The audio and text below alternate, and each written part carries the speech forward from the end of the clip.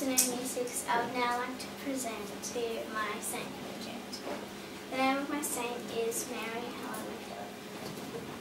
Place and date of birth in Melbourne on the 15th of January 1842.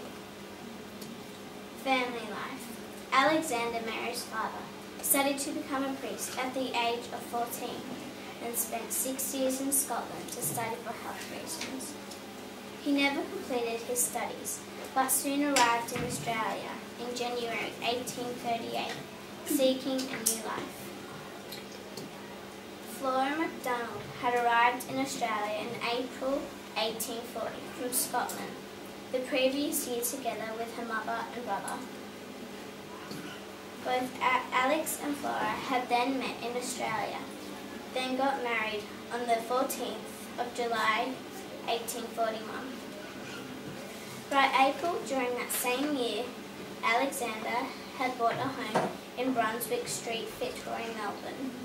That's where the first 8 children were raised. Mary, Margaret, John, Donald, Peter, Annie, Alexandra, but unfortunately, the 8th child died only 11 months old.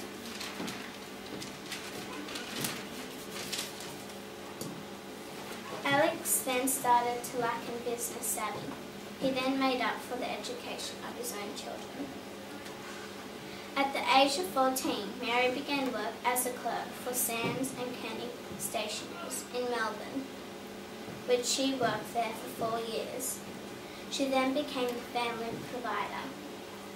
At the age of 18, she moved to a small private town of Penola in South Australia in 1860 to take up the role of governess to her Aunt Margaret and Uncle Alexander Cameron's children. She then felt the need to educate others, so she invited them to join the lessons. Mary's work on the Cameron estate soon brought her into contact with Father Julian Woods, a priest at the local Catholic church, and his 4th Penola.